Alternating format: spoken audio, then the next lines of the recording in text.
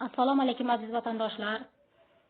Haqiqat yo'llar kanali obunachilari, ijtimoiy tarmoq foydalanuvchilari, men bundan bir necha kun oldin, ya'ni 2-aprel kuni mana shu Haqiqat yo'llar kanali orqali Bosh prokuratura qayoqqa qarayapti degan mavzuda video murojaat, promo efir orqali video murojaat chiqargan edim va ushbu video murojaatda Olot tumanidagi quyosh panellar zavodida kompaniyasining qaysi bir go'rdagi ishlagan ishchilarning oylik maoshlari to'lab berilmayotganidan norozi bo'lib, mana shu yerdan meni o'g'lim Sodiqov Dilyorbek ham ishlab ish haqlarini ololmayotganidan norozi bo'lib video murojaat chiqargan edim va o'sha video murojaatim 2-aprel kuni e'lon qilingan bo'lsa, uni ertasi kuni 3-aprel kuni meni o'g'lim Sodiqov Dilyorbekning 2.650.000 miqdordagi to'lanmagan oylik ish haqlari to'liq miqdorda to'lab berildi va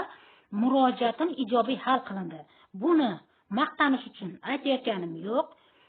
Faqat ba'zi bir tashkilotlarning ba'zi bir xodimlari mana shu narsani e'lon qiling, murojaatingiz, o'sha noroziligingiz ijobiy hal qilinganini aytib e'lon qiling degani uchun e'lon qilyapman.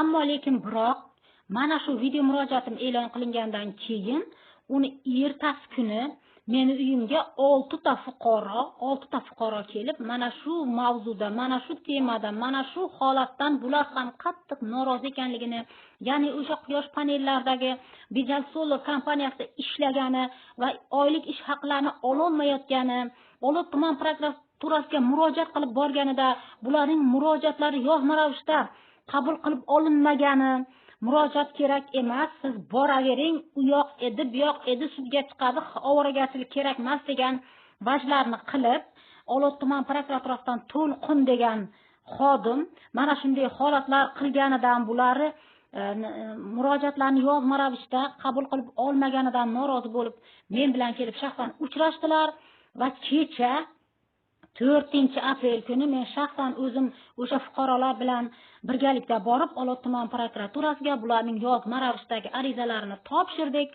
va natijasi xudo xohlasa ijobiy hal qilinadi degan umiddamiz. Mana shu holat bo'yicha fuqarolarning aytishlari bo'yicha judayam ko'plab ishchilar, judayam ko'plab bechora ishchilar oylik maoshlarini ololmasdan norozi bo'lib, sarson bo'lib kelayotgani ham ma'lum bo'ldi. Lekin mana bu Olot tuman prokuraturasi xodimlariga aytmoqchimanki, bu prokuratura degan fuqarolarning haq-huquqlarini himoya qiladigan, qonunlar nazoratini, ijrosini nazoratini qiladigan, jamiyatda bir haqiqatni, adolatni ta'minlab turadigan, xalqning manfaatini himoya qiladigan tashkilot mana bunday bir holatni fuqarolarga nisbatan mana bunday munosabatlarda bo'lishini bir hech qanday so'z bilan ta'riflab yoki hech qanday so'z bilan oqlab bo'lmaydi. Xudo xohlasa, Bijal Solar kompaniyasi rahbariga aytmoqchimanki, har qanday holatda ham O'zbekistonda hali quldorlik davri boshlangani yo'q. Majburiy mehnat uchun javobgarlik bor. Bu ishlatib pulini bermaslik qaysidir ma'noda majburiy mehnatga kirib qoladi. Shuning uchun ishchilarning, o'sha fuqarolarning oylik ish haqlarini to'lab berasan har qanday holatda ham. Bunga qonun seni har qanday yo'l bilan ham majbur qiladi. To'g'ri, seni shartnomalaring ishchilar bilan 2025-yil 30-aprelga qadar tuzilgan bo'lsa-da, u negadir muddatidan oldin tugab qolgan. Ya'ni mart oyi o'rtalarida bu shartnoma tugatilib, seni firmang tugatilib qolgan. Lekin men tanimayman endi bu firmani egasini, Bijal Solar kompaniyasini firmasini, shuni egasini tanimayman, qurilish boshqarmasi boshlig'ini. Xo'sh, lekin balki senda qandaydir bir kasodga, firmang kasodga uchragan bo'lishi mumkin. Qanaqadir moliyaviy muammolar, moddiy moliyaviy nimadir muammolar kelib chiqqan bo'lishi mumkin. Boshqa bir problemalar bo'lgan bo'lishi mumkin, lekin har qanday holatda ham bu yerda ishchilarning hech qanday aybi yo'q. Hech qanday ishchilar gunohkor yoki aybdor emas.